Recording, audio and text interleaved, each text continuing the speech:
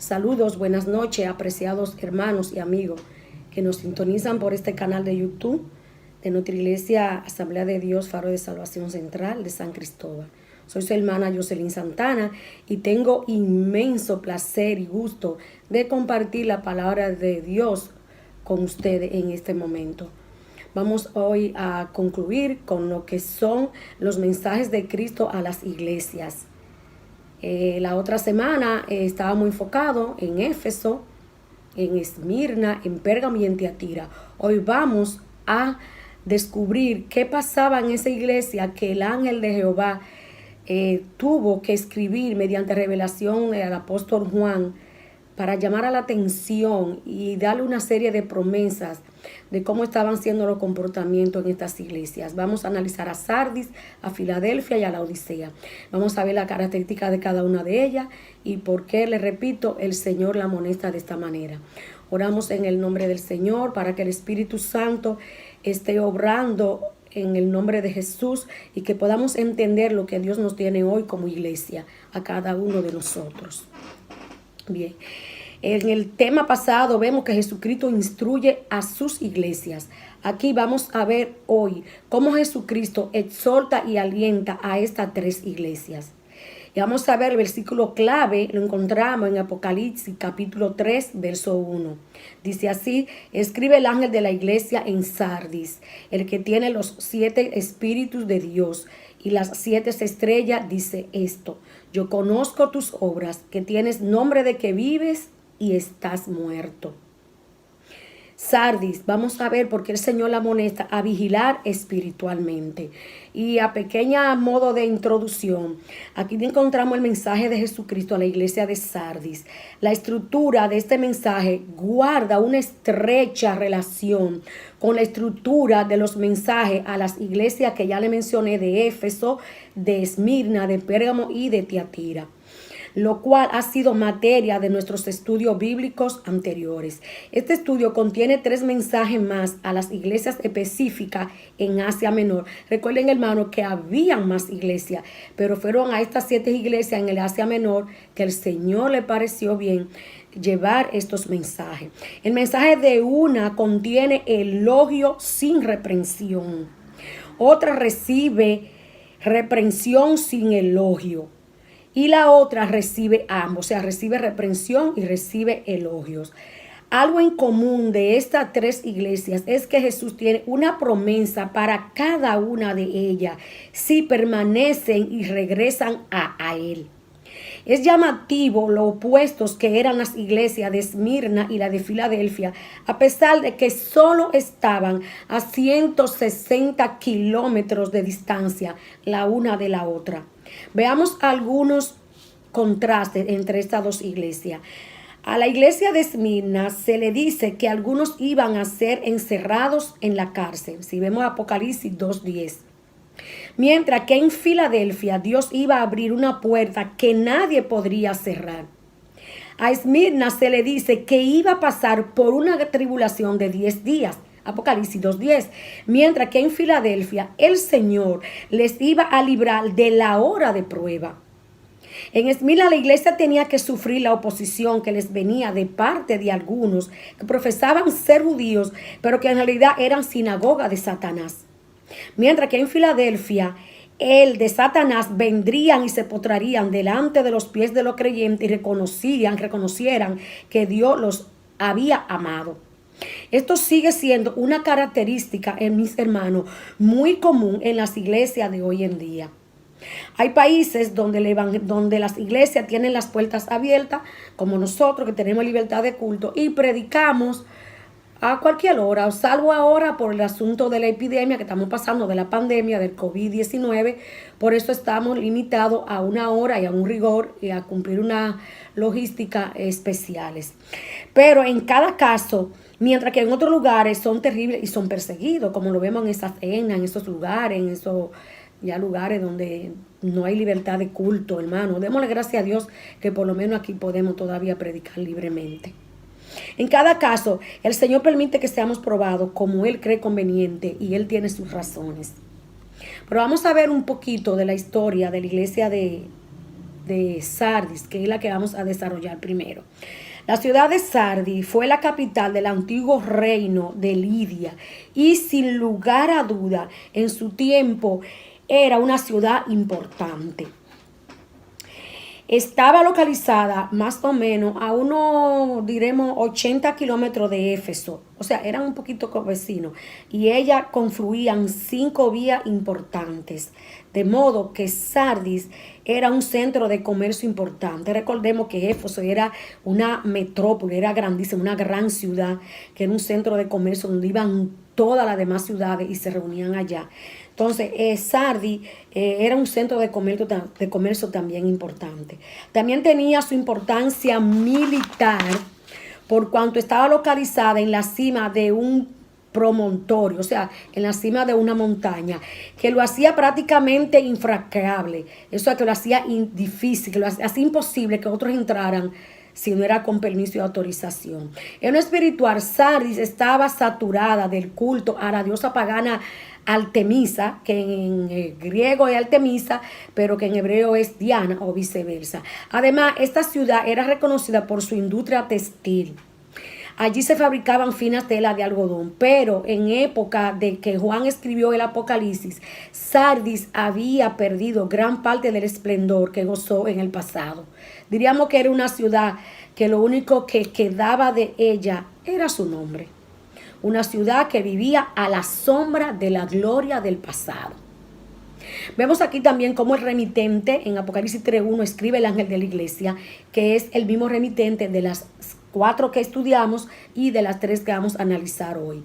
Esta es la orden que el apóstol Juan recibió de Jesucristo. Juan debía escribir lo que Jesucristo dijo y entregar al ángel de la iglesia en Sardis, en este caso al pastor o a los ancianos o a los obreros. Encontramos la evaluación de la realidad de la iglesia de Sardis, íntimamente unido con el reclamo que Jesucristo le hace a esta iglesia. Lamentablemente, algo parecido a lo que pasaba en la ciudad de Sardis estaba pasando en la iglesia.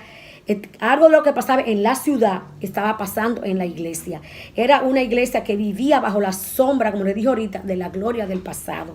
Y así mismo fueron cayendo los cristianos, los creyentes, en este círculo vicioso, nada más de quedarse rezagado ahí, de pensar de cómo éramos antes, no de cómo vamos a hacer ahora o de cómo vamos a hacer en el futuro. Y aquí vemos cómo Jesucristo cambió el orden que había seguido con las cartas anteriores. Él coloca aquí el reproche primero. Antes, recuerden, hermano, que la elogiaba. Y luego el reproche y luego le daba la salvedad de cómo podían corregir ese malestar que estaban viviendo. Pero aquí el Señor coloca el reproche primero. Esta iglesia parecía tener un concepto de sí misma más elevado que el que tenía que tener, pensando que solo estaba bien. Incluso Jesús le había ordenado que despertaran y que notaran su desesperada situación. Y le da un veredicto contundente y le dice: tienes nombre de que vives, pero estás muerto. Pero todo propósito práctico, la iglesia en Sardis era nada más que un bien cuidado, como si fuera un mausoleo. Sus vidas estaban con un mausoleo. Fíjense la diferencia de un mausoleo y un coliseo. En el coliseo todo es algarabía, todo el mundo aplaude, todo el mundo está contento. Pero cuando pasamos entonces al mausoleo, todo es lo que pasó en el pasado. Todos son retratos, hablados. Si ustedes van y entran a la sala capitular de un ayuntamiento, ustedes ven ese mausoleo de todas las fotos de los ex síndicos y de todas las personas que participaron y que trabajaron en X tiempo, en unos 50, 60, 70 años. Eso mismo estaba pasando en la iglesia de Sardis. Era un mausoleo. Al hablar de cadáver aquí, era como cadáveres. Y al hablar de cadáver aquí me estoy refiriendo a gente que se había dormido en sus laureles de la victoria del pasado, pero que estaban estancados y se olvidaban quién era el Señor Jesucristo, que ellos pensaban que todo estaba muy bien, pero estaban mal. Cuidémonos, hermanos, nosotros, de que no pensemos que estamos bien. En este tiempo de pandemia, el Señor nos llama, el Señor nos visita cada rato por texto, por su palabra, por un sinnúmero de cosas. Nos advierte que cuidado si nos dormimos y estemos pensando en cómo estábamos antes de la pandemia. Hoy es un día preciso para nosotros analizarnos de qué estamos haciendo con nuestra vida espiritual, qué estamos haciendo con los perdidos que se pierden allá afuera, valga la redundancia, con las vidas que están desesperadas porque sienten que todo terminó. A nosotros como iglesia nos toca este legado de ir y rescatar esas vidas, de llamar a la atención, de nosotros llenarnos del Espíritu Santo para tomar fuerza e ir y levantar al caído, tanto dentro de nuestra propia iglesia como fuera de la iglesia. La iglesia que estamos de Sardis tenía un hermoso templo, fabulosas, fastuosas edificaciones, disfrutaban la comunión, la asistencia era muy buena, hoy se llenaba todos los días, las finanzas estaban súper, para todo daba la finanza, pero en realidad, mis hermanos, como lo describe aquí, todo era artificial. Las cosas se hacían por mera costumbre, mecánicamente. Era simplemente un ejercicio mecánico de cantar, de orar, de testificar, de leer la palabra, de recoger las ofrendas, de escuchar el mensaje, de salir y hasta el próximo domingo nos vemos. Y así se repetía este proceso domingo tras domingo, hermanos. Aquí el Señor le da una serie de recomendaciones que no vamos a ver todas, vamos a ver si acaso una o dos, como le dije, por el tiempo.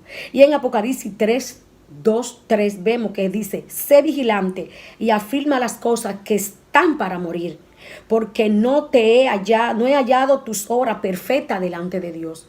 Ay, hermano, eso es grande cuando el Señor le dice: porque no he hallado tus obras perfectas delante de Dios. Ojo con eso, hermano. Cuidémonos nosotros de que nuestra vida espiritual no esté muerta, sino que esté viva. Que vivamos día a día confiando, afianzándonos en la promesa del Señor Jesucristo, que son para nosotros, están puestas ahí para nosotros. Aleluya. Jesucristo dice a esta iglesia y a todas las que están en ella: sé vigilante o despierta, no siga más dormida como si tuvieras muerta. Luego le da una vez más otra advertencia y le dice: afirma las cosas, hija mía, quizá pocas que todavía viven, pero afírmelas, revive ese chin que todavía te queda, ese espíritu que todavía te queda, revívelo, pero porque si no lo hace, pronto vas a morir. Va a morir si no lo hace. Pero qué bueno que nuestro Señor Jesucristo es grande, es rico y poderoso en misericordia. Y el Señor siempre que ve un castigo para nosotros, primero nos exhorta, primero nos llama la atención porque nos ama. Él también nos da una recompensa y a la iglesia de Sardis le da esa recompensa. Y le dice en Apocalipsis 3:6: el que venciere será vestido de vestiduras blancas y no borraré su nombre del libro de la vida. Los vencedores son los verdaderos creyentes. Sus obras son el resultado de su fe, de esa fe genuina que tenemos, que no importa por lo que sea, porque nuestra fe, hermano, no debe depender de las circunstancias. Nuestra fe debe estar apegada a la palabra de Dios y a sus promesas, y saber que si en este mundo tenemos aflicciones, el Señor dijo que confiemos que vamos a vencer. A ellos promete Jesucristo lo siguiente: ser vestido de vestiduras blancas. Y hoy también el Señor a nosotros nos da esa promesa, que si somos fieles, Él nos va a dar esas vestiduras blancas. Aquí estas vestiduras blancas representan la victoria que vamos a tener en el Señor, que el Señor da a los creyentes juntamente con Él. Cuando el Señor se presente en este mundo para juzgarlo, vendrá rodeado de todo su ejército, mis amados hermanos, de esos ejércitos celestiales vestidos de lino fino, blanco y limpio, para disfrutar juntamente con Él. Y nosotros vamos a venir con Él. Y nos interesa y es importante que luchemos para que cuando el Señor venga nos encuentre así, no nos encuentre dormidos, sino despiertos, y podamos disfrutar de la vida eterna juntamente con Él. Gloria a Dios. Entramos, hermanos, de una vez a lo que es el mensaje de Filadelfia. Y lo vamos a encontrar en Apocalipsis 3, del 7 al 13. Alguna pincelada del primer verso dice: escribe el ángel de la iglesia en Filadelfia. Esto dice el santo, el verdadero, el que tiene la llave de David, el que abre y ninguno cierra, el que cierra y ninguno abre. Vamos a dejarlo hasta aquí, esta parte, y hablar algo de la historia de la iglesia de Filadelfia. Filadelfia fue fundada en el 189 a.C. por el rey Eumenes II de Pérgamo. en la ruta que unía a Sardis con Colosas. Era conocida como la Puerta del Oriente por estar situada en la ruta principal del correo imperial desde Roma hacia el este. La ciudad está ubicada encima de una placa tectónica que le llevó a sufrir continuos terremotos. En el año 17, Filadelfia fue destruida por completo por causa de unos de ellos, siendo reconstruida por Tiberio. Como resultado de esto, quienes sobrevivieron tenían miedo y la mayoría vivían fuera de sus murallas y otros emigraron. La ciudad cambió 3 veces de nombre. Primeramente se llamó Filadelfia, que en el griego significa el que ama a su hermano. Esto se debió a su fundador Eumenes II, que de este modo quiso honrar a su hermano Átalo II, cuya lealtad le hizo ganarse este epíteto. Más tarde, después del terremoto del que ya hablamos, en el año 17, cuando la ciudad fue destruida, Tiberio prestó una generosa ayuda para reconstruirla y por eso recibió el nombre de Neocesaria en su honor. Y medio siglo más tarde, bajo Vespasiano, volvió a cambiar el nombre por el de Flavia. Esos son los nombres que sufrió la iglesia de Filadelfia. Pero vamos a ver el remitente, hermano, como dijimos en las anteriores, el mismo remitente fue el ángel de la iglesia en Filadelfia, o sea, Jesucristo, escribiéndole al ángel mediante la revelación dada al apóstol Juan, al ángel, al santo de la iglesia. Y aquí el Señor se describe como el santo, el verdadero, el que tiene la llave de David. Aunque en todas las otras cartas el Señor se vale de símbolo para describirse a sí mismo, y estos preceden de la visión que tuvo Juan de él en el capítulo 1 de Apocalipsis. Sin embargo, en esta carta usa otro título diferente que vamos a encontrarlo aquí. Vimos que él es el santo, el verdadero, el que tiene la llave de David, el que abre y ninguno cierra, el que cierra y ninguno abre. Vemos, hermano, que es diferente. Nuestro Señor Jesucristo se presenta en primer lugar como el santo. Este es un título que vuelve a emplearse en Apocalipsis 6:10, pero en ese caso aplicado a Dios. En realidad, esta era una de las formas en las que Dios era conocido en el Antiguo Testamento. Si lo vemos allá en Habacuc 3, por ejemplo, el profeta también Isaías se refiere al santo de Israel en como menos de 24 veces en el capítulo 54. En el segundo título, el verdadero, que es el otro nombre que él se da, el que abre y ninguno cierra, como en ocasiones anteriores, el Señor se sirve de personajes del Antiguo Testamento para expresar su mensaje a una iglesia. En esta ocasión, la cita proviene del profeta Isaías, en el capítulo 22, verso 22, donde dice: y pondré la llave de la casa de David sobre su hombro, y abrirá y nadie cerrará, y cerraré y nadie abrirá. Aquí el profeta reprendió al mayordomo real Sebna como administrador. Él poseía la llave que representaba su autoridad, pero este sería expulsado por el heredero de David, quien tendría la llave para abrir y cerrar puertas que nadie más lo haría. Al hacer esta referencia de esta profecía, Jesús demostró que esencialmente era un anuncio de su señorío venidero. Y que esto no sería de extrañar, puesto que la misma expresión se usa de forma en otros lugares. Lo vemos en el Nuevo Testamento, en Hechos 14, 1 de Corintios, 2 de Corintios, Colosenses 4:3. Y vemos cómo el Señor usa la profecía pasada para él llamar a la atención a esta iglesia, llamándose el santo, el verdadero, que es el que va a juzgar a la iglesia, que es el que va a juzgar la iglesia si no hacemos como el Señor dice que hagamos.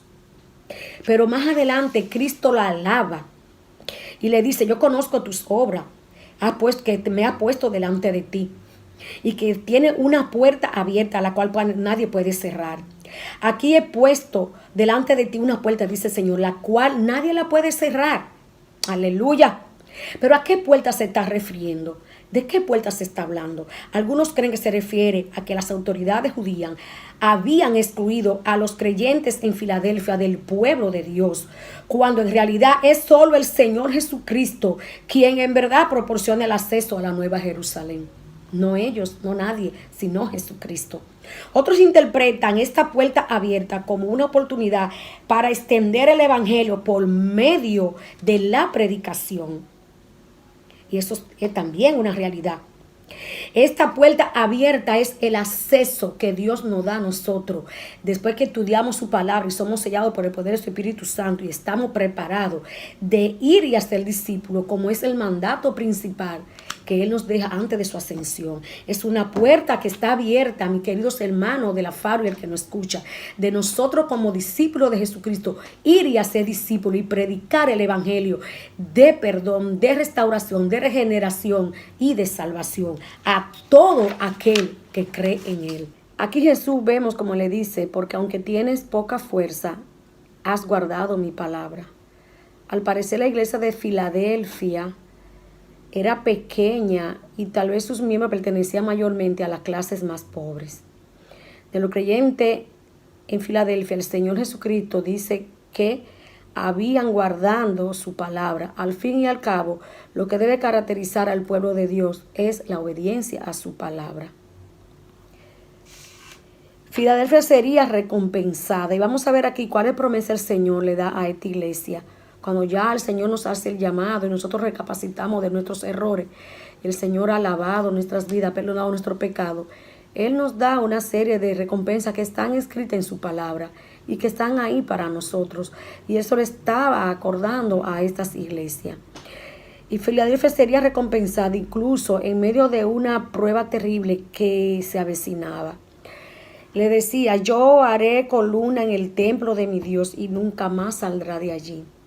Esto quiere decir que no solo serán bienvenidos a la casa de Jesús, el templo de Dios, sino que ellos formarían parte de Él, que nosotros formaremos parte de este templo, porque nosotros somos el templo.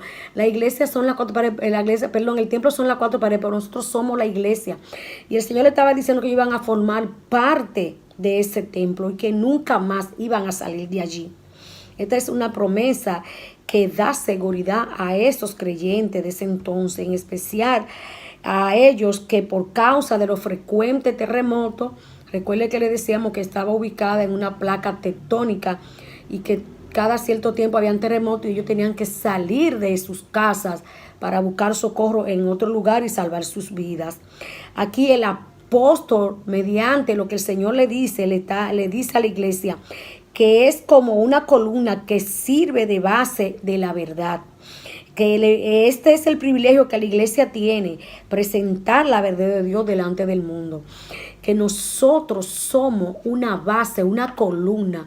No debemos de ser graciosos con el mundo para que el mundo venga a la iglesia, sino nosotros ir fuera a predicar el evangelio de la sana doctrina, de la verdadera palabra de Dios y a traer al mundo a la palabra de Dios, sacarlo de sus errores y predicarle la palabra. Un llamamiento al escuchar la voz del Señor. Dice finalmente una nueva exhortación a prestar atención a este mensaje y aplicarlo de forma personal en la vida de cada verdadero creyente. Amados hermanos, hemos concluido con la iglesia de Filadelfia. Vamos ahora a entrar a la iglesia de Laodicea. La vamos a estar leyendo en Apocalipsis capítulo 3, del versículo 14 hasta el 22. Y aquí el amén, el testigo fiel y verdadero, el principio de la creación de Dios, dice esto: yo conozco tus obras, que ni eres frío ni caliente. Ojalá fueses frío o caliente, pero por cuanto eres tibio y no frío ni caliente, te vomitaré de mi boca. Vamos a dar algo de historia de Laodicea. Dice que fue una iglesia fundada por Antíoco II en el 261 a 245 a.C. y llamada así en honor a su esposa Laodice, que fue una próspera ciudad debido a su ubicación en la intersección de dos importantes rutas en el Asia Menor. La ciudad era famosa por sus manufacturas de ropas confeccionadas con la lana negra de la región. También se enorgullecía de contar con una famosa escuela de medicina donde se llegó a producir un ungüento con propiedades para curar enfermedades de los oídos y un colirio para las enfermedades de la vista. En cuanto a la iglesia, en la época en la que Juan escribió el Apocalipsis, no se registra que sufriese algún tipo de persecución o tuviera herejías. Fíjense que algunas estaban en tiempo de persecución y tenían alguna herejía, alguna falsa doctrina, pero esta parece que no lo tenía. Su problema era el orgullo y la ignorancia, provocados por su autosuficiencia y complacencia. Por esta razón recibió la condenación más severa de todas las demás iglesias que encontramos en estas 7 cartas. El emitente, como siempre, es el Señor Jesús, que escribe el ángel de la iglesia.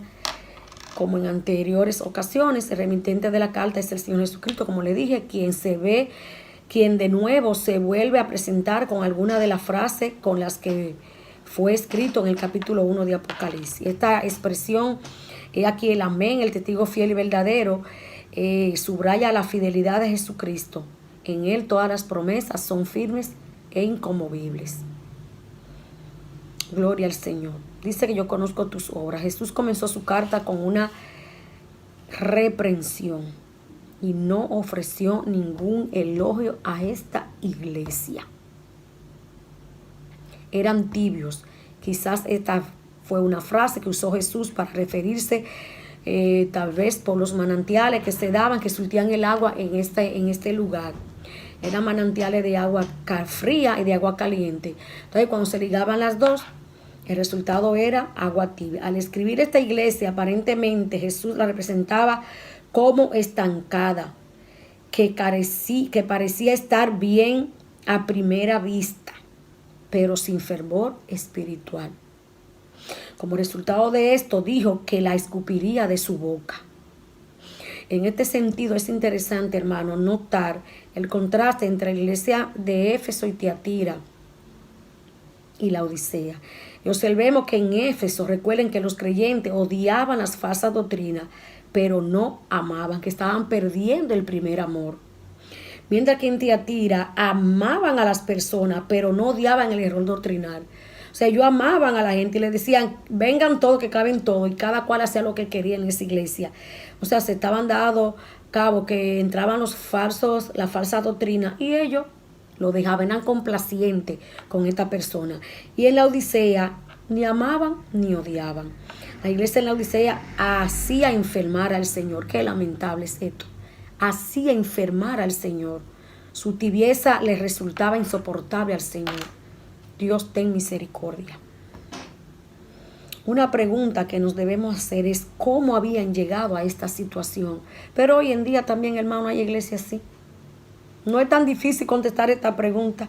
La respuesta la encontramos en las propias palabras de la iglesia en la Odisea. Ella decía de sí misma que era rica y que no tenía necesidad de ninguna cosa. En esta frase parece entreverse que ellos mismos se felicitaban a sí mismos por su situación. Se sentían cómodos, estaban bien. Como hay muchas iglesias hoy que están cómodos en ir al culto, oír el mensaje, quedarse sentado, ni siquiera dan gloria a Dios, ni siquiera nada los motiva a pararse. Tal vez dan su ofrenda, pero solamente hacen eso por rutina. Y así a veces no vemos que el problema de esta situación.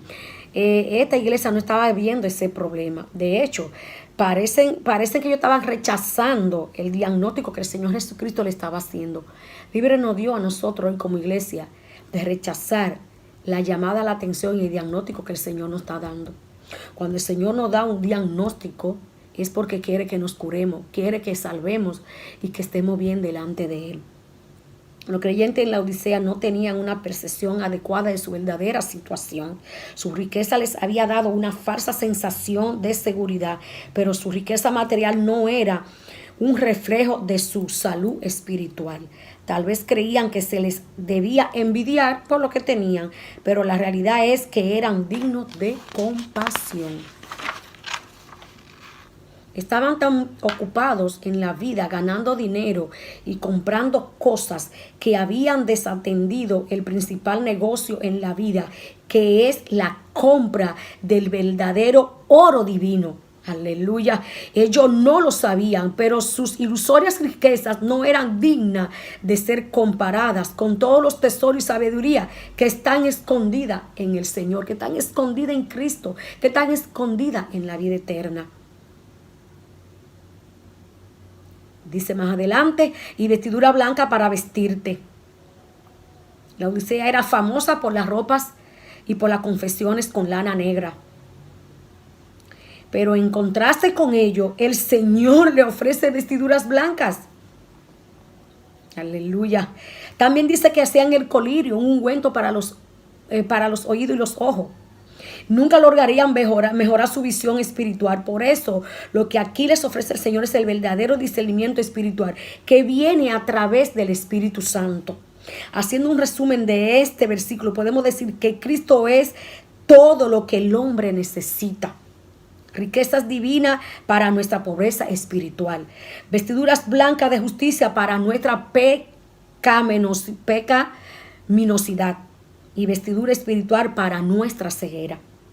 Tal vez la iglesia de ese entonces, de la Odisea, que es la que estamos analizando, no había ejercitado la necesaria disciplina y corrección sobre sus miembros. Y por eso habían llegado a esta lamentable situación. Pero si una iglesia rehúsa ejercer la disciplina sobre el pecado, Dios mismo lo hará. Este castigo es una manifestación del amor y la misericordia que Dios no tiene. Más adelante le dice, sé pues celoso y arrepiéntete. El mal fundamental de la iglesia era su tibieza en los asuntos espirituales, algo que manifestaba en su ausencia de celo y entusiasmo en todo lo que hacían para el Señor. Más adelante el Señor le da la promesa y le dice al que venciere. Cristo venció el pecado y ahora está sentado en el trono celestial. Y así quiere también y nos responde a nosotros y nos llama la atención que podemos ser vencedores con Él. Y nos hace el llamamiento de escuchar la voz, de escuchar su voz. Y nos dice nuevo, el que tiene oído para oír, que oiga. Hermano, en conclusión, la iglesia de la Odisea refleja una parte importante del cristianismo del siglo XXI. Aquí se describe una iglesia respetable, pero superficial y anémica. Como muchos cristianos en nuestros días que solo parecen emocionarse en los deportes, en el cine, en la política, en la televisión, en el celular. Cristianos que se entregan por completo a los negocios o a los estudios, pero poco a poco nada a la causa de Cristo. Cristianos obsesionados con sus cuerpos y sus apariencias físicas, pero despreocupados por su vida espiritual. Cristianos entregados a los placeres de este mundo y que no ven la necesidad de negarse a sí mismo y crucificar el yo. Cristianos solícitos en la búsqueda de nuevas experiencias, pero sin un verdadero anhelo de conocer más allá la palabra de Dios. Cristianos que ya no defienden la doctrina bíblica porque no la conocen y porque no han abrazado el relativismo de este mundo. Iglesia con una perfecta organización y un atractivo programa que pueden funcionar muy bien sin la presencia de Jesús. Un cristianismo, por lo tanto, que ha dejado de ser relevante en el mundo. Hermanos, esto es un llamado que hoy el Señor nos hace a nosotros como iglesia. El que tiene oído para oír, oiga lo que el Espíritu dice a la iglesia. Gracias, Señor, por tu palabra explicada en este momento. Permite, Señor, que haya sido de edificación a nuestras vidas y que la pongamos en práctica. Gracias, Señor. Amén. Gracias, hermano, por escucharnos. Le amamos. Bendiciones.